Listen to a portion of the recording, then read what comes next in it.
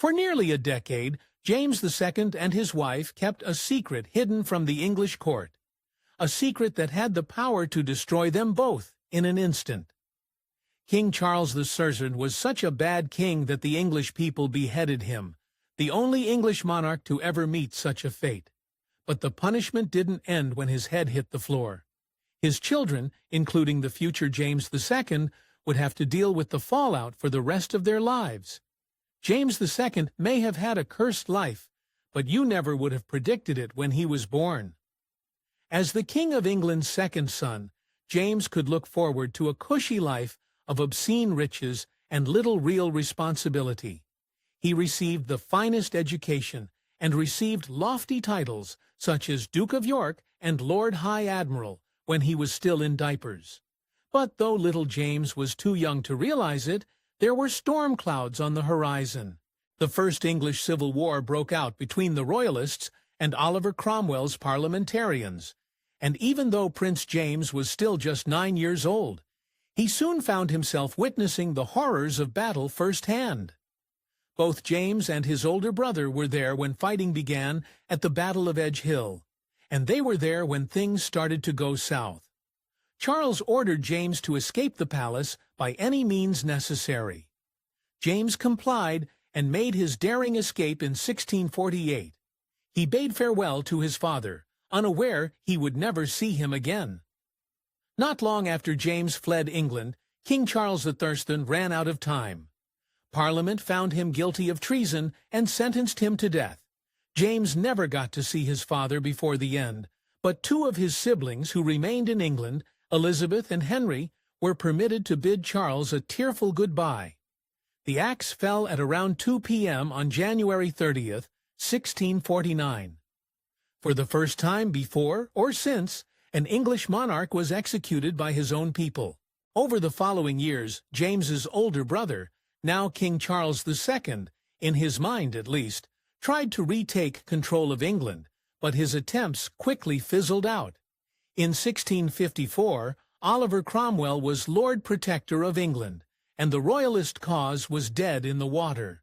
James, whose entire life had been planned out since birth, suddenly had no future.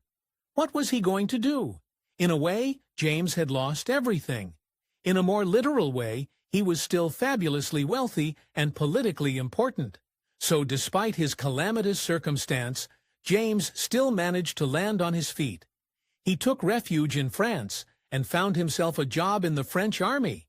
And though he was still shy of 20, James surprisingly found himself right at home on the battlefield. Anyone who assumed Prince James was some spoiled royal dandy soon learned otherwise. While fighting for legendary French General Turenne, James proved himself a brave and inspiring soldier, and quickly moved up the ranks of Turenne's army. But while James fought in another man's wars, he never forgot about his birthright back in England. Around the same time, he also decided to settle down and find a wife, and one particularly beautiful woman caught his eye. Her name was Anne Hyde. She had no idea what she was getting herself into. James II met Anne Hyde while they were both in exile in the Netherlands. After a few short years of courtship, James decided to put his money where his mouth was. He promised he would marry her. To him, it seemed like an obvious gesture. Still did he realize things were about to get a lot more complicated. When James promised to marry Anne Hyde, he was just the forgotten son of a beheaded king. But in 1658, Oliver Cromwell died. His commonwealth collapsed soon after, and by 1660, James's brother returned to England and was proclaimed King Charles II. Suddenly, James's life was back on track, as if the last 10 years hadn't ever happened. If only it were that simple. James ignited controversy almost the moment he returned to England. When he had been just a soldier, proposing to Anne Hyde was no big deal. But as the king's brother and second in line to the throne, that's a whole different story. James had barely been back home for 5 minutes, and already he was making powerful enemies. We've seen this story before. Edward IV wanted to marry Elizabeth Woodville. Robb Stark wanted to marry Talissa. When powerful royals decided to marry commoners for love, it rarely ends well. Unsurprisingly then, nearly everyone in England was against James marrying Anne. In a disturbing twist, Anne's own ruthlessly ambitious father allegedly suggested Charles have her executed, rather than let her marry James. But there was one thing he didn't count on. Plot twist. James's brother Charles actually approved of the match. Charles and James never saw eye to eye, but the king hoped that the strong-willed Anne Hyde might have a positive impact on his brother. So despite opposition from all sides, James and Anne married in secret in 1660, soon after the Restoration. But their happily ever after quickly fell apart. As if this marriage wasn't scandalous enough already, Anne gave birth to the couple's first child just 2 months after. However, anyone who raised an eyebrow at the timing didn't have long to raise objections. The boy, Charles, died in infancy. The couple mourned their first child, unaware that this was just the beginning of their nightmare. James and Anne lost their first child in infancy. Then the same fate befell 5 more of their offspring. Only 2 of their children would survive, Mary and Anne. Perhaps because he and Anne lost so many children, James openly cherished his 2 daughters. Most men of this era would have been disappointed in only having girls, but James loved Mary and Anne and played with them just like any ordinary father. That didn't stop Mary from stabbing him in the back when the time came. King Charles hoped that Anne Hyde would be a positive influence on his brother. And for the most part, he was right. Anne was utterly devoted to James, and she provided valuable counsel when he had to make important decisions. Apparently, he frequently showed his appreciation with obscene gestures of public affection, something that scandalized the court even further. One thing is for sure, James wouldn't be half the man without his wife by his side, which makes what he did to her all the more cruel. Plenty of powerful men kept mistresses, but James took it to another level.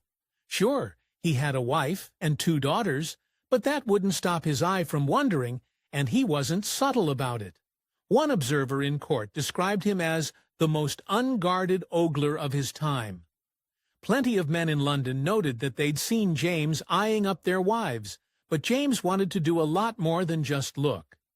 James had many mistresses, but perhaps the most important was Arabella Churchill. They began their affair in 1665, and soon James made sure she received a post as his wife's lady-in-waiting.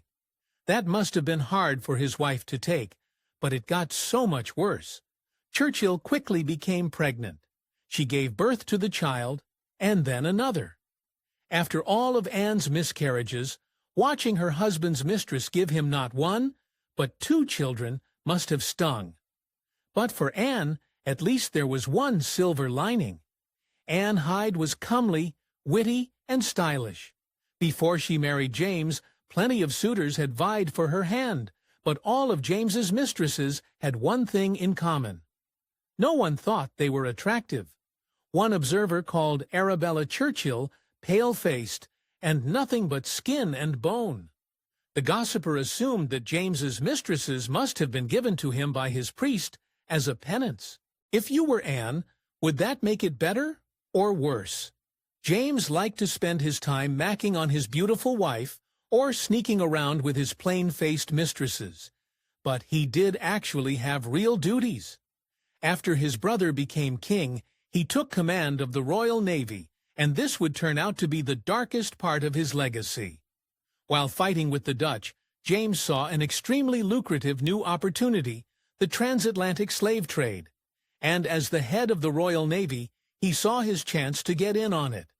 As head of the Royal Navy and governor of the Royal African Company, James fortified British's position along the slave coast and greatly expanded the exportation of African slaves. In fact, James's RAC shipped more enslaved men, women, and children to America than any other organization in the history of the transatlantic slave trade. The RAC branded many of those slaves with large DY on their chest, DY standing for Duke of York, so no one would ever forget who was responsible. His role in the transatlantic slave trade is by far the darkest part of James II's legacy. But that's not the only way his name resonates in history. James was putting his stamp on England's foreign territories, but they still needed him in the homeland, too. In 1666, a fire broke out in a bakery on Pudding Lane. The blaze quickly spread throughout the city's wooden buildings like they were kindling, and soon nearly the entire city of London was engulfed in flames. To make matters worse, the city's mayor allegedly fled the city in a panic, so there was no one to bring the fire under control. That is, until James took over. James was never the most popular man in England, but his actions during the Great Fire of London won the hearts of the people. He helped restore order as the panicked residents of the city turned into a mob, and strategically ordered the demolition of specific buildings to help curb the blaze. By the time ash had settled, the people of London saw James as a hero for about a minute, soon after he did something that made them hate him forever. James was English, but he had spent a lot of time in France, where he was exposed to Catholic practices for the first time. But the late 1660s, under the influence of his wife, James took the Catholic Eucharist, a fact he desperately tried to keep a secret. James was well aware that his Catholic faith could be dangerous in the passionately Anglican English court. Still, I doubt he realized what a disaster it would become. In the years that followed James's conversion, paranoia about Catholic influence in England reached a fever pitch. In 1673, Parliament introduced a new Test Act, which required all officials to take an oath disavowing Catholic principles and to receive the Anglican Eucharist. The jig was up. James refused and relinquished his post as Lord High Admiral. Suddenly, all of England knew that the king's brother was a hated Catholic, and it was only going to get worse. James's conversion ignited Anglicans' long-simmering paranoia that Catholics were trying to take over England. Soon, a controversial clergyman named Titus Oates announced that he had uncovered a plot by Catholics to assassinate Charles and put James on the throne. Tensions in the kingdom were already high, and Oates' popish plot made them explode. Eventually, authorities proved that Oates had completely fabricated the popish plot. But by then, it was too late. Anti-Catholic hysteria had swept England, and at least 22 people had been frivolously executed in the madness. James escaped the controversy relatively unscathed, but his faith still meant there was a target on his back, and that wasn't going to change anytime soon. People hated James's Catholicism so much that one minister tried to pass an exclusion bill that would cut him out of the line of succession. Lucky for James, that bill didn't pass, and wouldn't you know, his brother, King Charles II, wasn't looking so good. By 1680, James was the Lord High Commissioner of Scotland, but with his brother looking more and more ill with each passing day, James prepared to move back to London to await whatever might happen. King Charles II suffered a sudden apoplectic fit in February 1685 and died soon after, with no children of his own. The crown passed to his brother, the Duke of York, who became King James II of England and Ireland and King James VII of Scotland. Although the people hated James's Catholicism, they were tired of messy successions, so they readily accepted him as their king. But if James thought it was going to be easy, he had another thing coming. The Anglicans were uncomfortable with James on the throne, but at least they knew that his two daughters were good Protestant girls. Hopefully, they would take the throne soon, reverse all of James's pro-Catholic policies, and everything could go back to normal. England James had a baby with his new, very Catholic wife, Mary of Modena. For the Anglicans, a Catholic heir to the throne was the final straw. Influential Anglicans quickly tried to spread the rumor that the child wasn't really the king's, but really that he'd been smuggled into the Queen's bedchamber. When that didn't work, they kicked things up a notch. England had toppled one king just a few decades prior. Why not do it again? But instead of going the whole blood-on-your-hands execution route, a cadre of powerful Anglicans did something arguably even more shocking. They invited a foreign prince to come take the country by force. As if it wasn't messy enough already, that foreign prince was William of Orange, James's own son-in-law. William invaded England with an army, and immediately several of James's key officers defected to his side. But the worst betrayal came from one of his own. James's own daughter Anne abandoned him and joined her sister on William's side. James must have been heartbroken. At least that would explain his shocking next move. While there was a foreign army gathering on his shores, James still had the numerical advantage. All he needed to do was attack, but at the last minute he lost his nerve. Maybe it was because those close to him had abandoned ship, but for whatever reason, James II of England simply gave up. James had an opportunity to cement his rule with a decisive victory. Instead, he turned his tail and fled to France. As he left London, he symbolically threw the Great Seal of the realm into the Thames. William's force captured him before he could escape Great Britain, but by then, James was a shell of who he once was. Soon after his forces captured James, William made a shocking decision. In one final humiliation, he had his men let James go. No strings, no questions.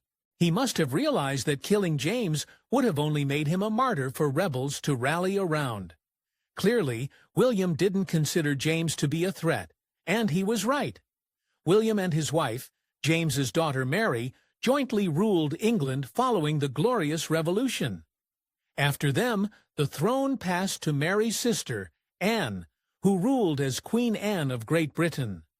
With no children of her own, after Anne, the throne passed to a distantly related German cousin, George of Hanover, ending nearly a century of rule by the House of Stuart. James was forced to watch from afar, as everything he'd ever done for England was picked apart bit by bit. His father was executed by his own people. But in a way, James's ultimate fate was even more painful. He spent his final years as a forgotten penitent, with nothing to do but ruminate on a life of failures. After seeing the dawn of a new century, James passed suddenly from a brain hemorrhage in 1701. Years later, as if he hadn't been humiliated enough in his life, his tomb was desecrated during the French Revolution. Thanks for watching History Exposé. If you love uncovering the best stories in history, hit like and subscribe to keep exploring with us. Don't forget to visit our main page, FactorNet, for more incredible facts about everything.